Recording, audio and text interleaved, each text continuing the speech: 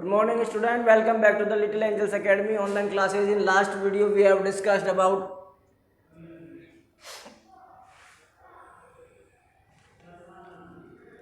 work of river and work of sea waves.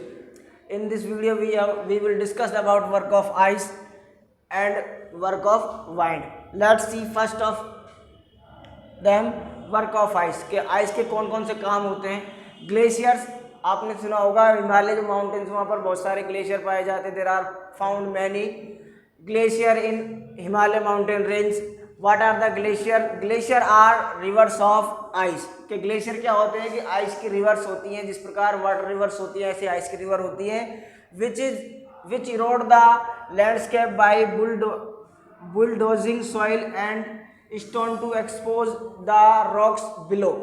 अब क्या होता है कि जो आइस है ये क्या करती है, इरोड करती है उस लैंडस्केप को जहाँ पर वो फ्लो करता है या जहाँ पर आइस पाया जाता है. बाय बुलडोजिंग सॉइल, उस नीचे जो आसपास की जो उसकी मिट्टी है उस सॉइल को इरोड करता है. एंड स्टोन्स टू एक्सपोज, और उन मिट्टी के में दबे हुए छिपे हुए हाइड उन स्टोन को क्या कर देता है, एक्सपोज कर देता है, दिखने लग जाते हैं. एक्सपोज द रॉक्स बिलो, जो उसके नीचे होते हैं. किसके नीचे होते हैं? उस आइस में नीचे दबे हुए उस मिट्टी को जब वो रेड कर देता है तो उसके अंदर दबे रॉक्स और स्टोन्स को वो क्या कर देता है, एक्सपोज कर देता है. वो ग्लेशियर होते हैं. Glacier, what are the glacier? Glacier are the rivers of ice. The material carried by the glacier such as big and small rocks, sand and slit gets deposited. This deposit from glacier moraines. अब क्या होता है कि जो material जो carried किए जाते हैं ग्लेशियर के द्वारा वो कौन कौन से होते हैं? बिग एंड स्मॉल, बड़े और छोटे. रॉक्स, सभी प्रकार की जो रॉक्स होती हैं, बड़ी, small and big. Sand and silt, मिट्टी. एंड सिल्ट गेट, और जो वो वहाँ से चिकनी मिट्टी वगैरह जो सिल्ट है, गेट्स डिपॉजिट, जब उनको वो सबको क्या कर देती है, डिपॉजिट कर देती है. दिस डिपॉजिट फॉर्म्स, और यही डिपॉजिट फॉर्म क्या कहलाते हैं? ग्लेशियर मोरेन्स कहलाते हैं. क्या कहलाते हैं? ग्लेशियर मोरेन्स कहलाते हैं. तो वर्क ऑफ आइस, आइस का क्या काम है? सबसे पहला आइस क्या है, ग्लेशियर क्या है कि glacier are rivers of ice. जो ग्लेशियर है वो आइस की रिवर है. विच इरोड द लैंडस्केप, जो लैंडस्केप को इरोड कर देते हैं, यानी कि उसका कटाव शुरू कर देते हैं. बाय बुलडोजिंग सॉइल, और सॉइल को काटते हैं. एंड स्टोन्स टू एक्सपोज, और स्टोन्स को एक्सपोज करने लग जाते हैं. दीज रॉक्स बिलो, जो इनके नीचे होते हैं रॉक्स के. और ये material carried by the glacier, और जो मटेरियल जो है कैरिड किया जाता है ग्लेशियर के द्वारा, जिनमें है बिग एंड स्मॉल रॉक्स, छोटे बड़े रॉक्स, सैंड एंड स्लिट. और जब वो उनको डिपॉजिट कर दिए थे तो दिस डिपॉजिट फॉर्म्स, और ये जब बने डिपॉजिट फॉर्म जो है वो क्या कहलाते हैं? ग्लेशियर मोरेन्स कहलाते हैं. क्या कहलाते हैं? ग्लेशियर मोरेन्स कहलाते हैं. अब देखते हैं वर्क ऑफ वाइंड के वर्क ऑफ वाइंड कौन कौन से हैं. What are the work of wind?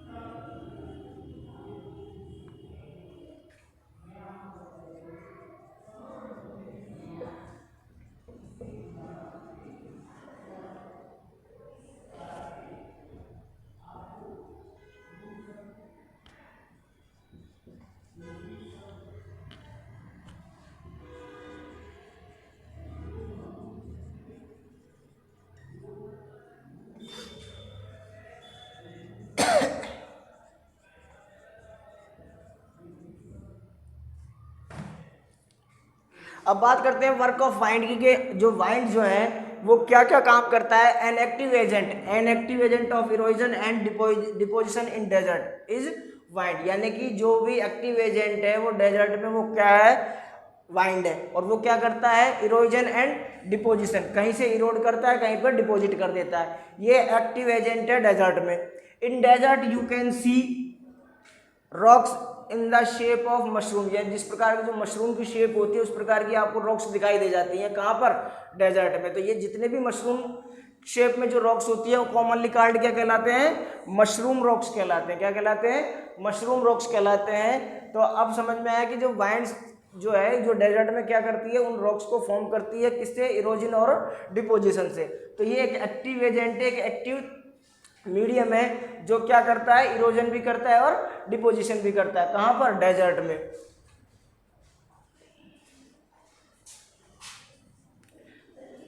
Let's see next work of wind.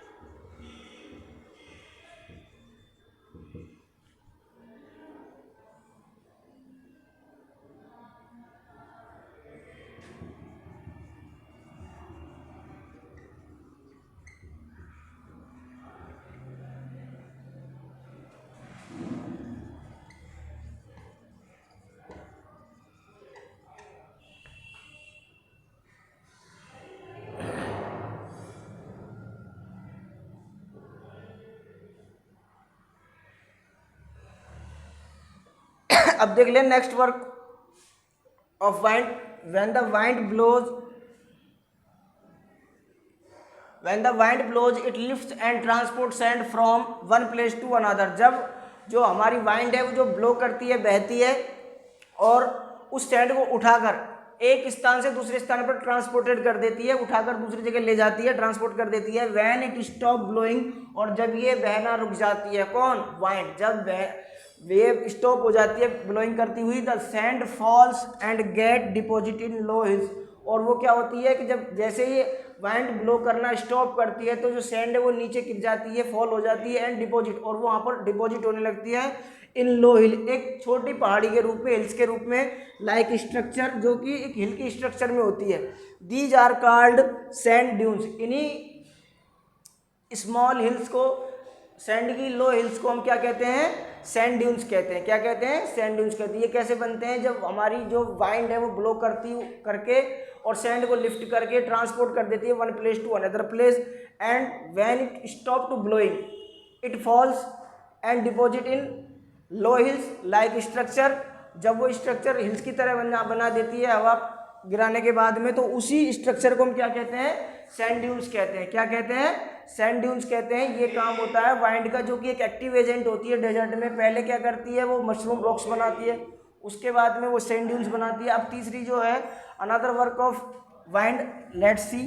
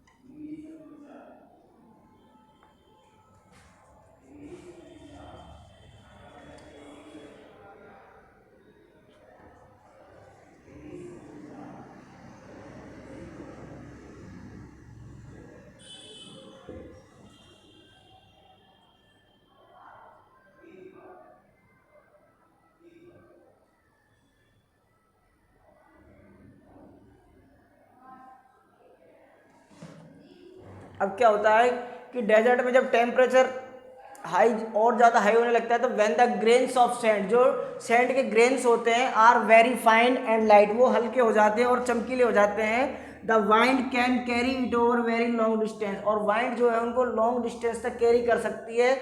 Van such sand is deposited in large area, जब इस प्रकार जो सैंड एक लार्ज एरिया में डिपॉजिट होने लगती है तो इस प्रकार की जो